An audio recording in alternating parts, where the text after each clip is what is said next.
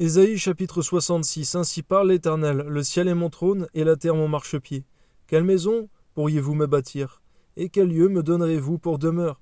Toutes ces choses ma main les a faites. Et toutes ont reçu l'existence, dit l'Éternel. Voici, sur quoi je porterai mes regards? Sur celui qui souffre et qui a l'esprit abattu, sur celui qui craint ma parole, sur celui qui immole un bœuf ou tuerait un homme, celui qui sacrifie un agneau ou romprait la nuque à un chien, celui qui présente une offrande ou répand du sang de porc, celui qui brûle de l'encens ou adorerait des idoles, tous ceux-là se complaisent dans leur voie, et leur âme trouve du plaisir dans leurs abominations. Moi aussi je me complairai dans leur infortune, et je ferai venir sur eux ce qui cause leur effroi. Parce que j'ai appelé, qu'ils n'ont point répondu, parce que j'ai parlé, qu'ils n'ont point écouté, mais qu'ils ont fait ce qui est mal à mes yeux, et ils ont choisi ce qui me déplaît. Écoutez la parole de l'Éternel.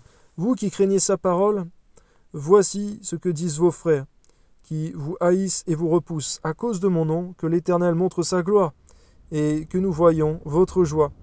Mais ils seront confondus. Une voix éclatante sort de la ville, une voix sort du temple, c'est la voix de l'Éternel, qui paie ses ennemis leur salaire. Avant d'éprouver les douleurs, elle a enfanté, avant que les souffrances lui vinssent, elle a donné naissance à un fils. Qui a jamais entendu pareille chose? Qui a jamais vu rien de semblable? Un pays peut-il naître en un jour?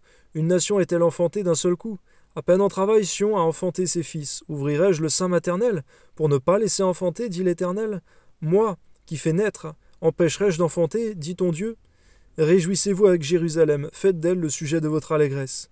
Vous tous qui l'aimez, tressaillez avec elle de joie, vous tous qui menez deuil sur elle, afin que vous soyez nourris et rassasiés du lait de ses consolations, afin que vous savouriez avec bonheur la plénitude de sa gloire. Car ainsi parle l'Éternel, voici, je dirigerai vers elle la paix comme un fleuve, et la gloire des nations comme un torrent déborde. Et vous serez allaités, vous serez portés sur les bras, et caressés sur les genoux. Comme un homme que sa mère console, ainsi je vous consolerai.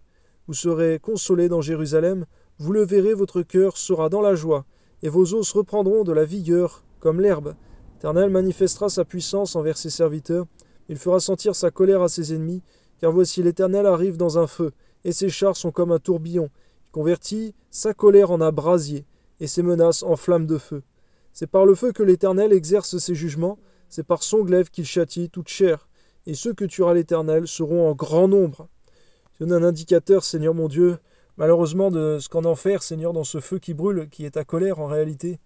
À combien il y a beaucoup d'âmes, d'hommes et de femmes, Seigneur mon Dieu, d'enfants, de personnes, Seigneur, qui n'ont pas obéi à l'Évangile, de personnes, Seigneur mon Dieu, à qui tu as donné la possibilité, l'opportunité, Seigneur, de croire, de se convertir, mais qui ont refusé, qui se sont endurcis toute leur vie, Seigneur.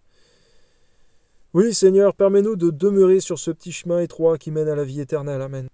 Ceux qui se sanctifient, se purifient dans les jardins, au milieu desquels ils vont un à un, qui mangent de la chair de porc, des choses abominables et des souris. Tous ceux-là périront, dit l'Éternel. Je connais leur œuvre et leurs pensées. Le temps est venu de rassembler toutes les nations et toutes les langues. Elles viendront et verront ma gloire, je mettrai un signe parmi elles, et j'enverrai leur réchappés vers les nations. À Tarsis, à Poule et à Lude, qui tirent de l'arc, à Tubal et à Javan, aux îles lointaines, qui jamais n'ont entendu parler de moi, et qui n'ont pas vu ma gloire.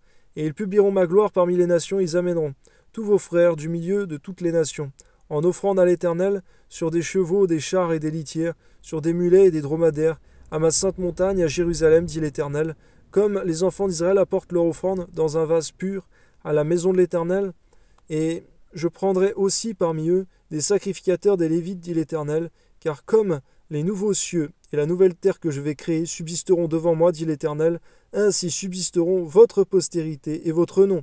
À chaque nouvelle lune et à chaque sabbat, toute chair viendra se prosterner devant moi, dit l'Éternel, et quand on sortira, on verra les cadavres des hommes qui se sont rebellés contre moi, car leur ver ne mourra point, et leur feu ne s'éteindra point.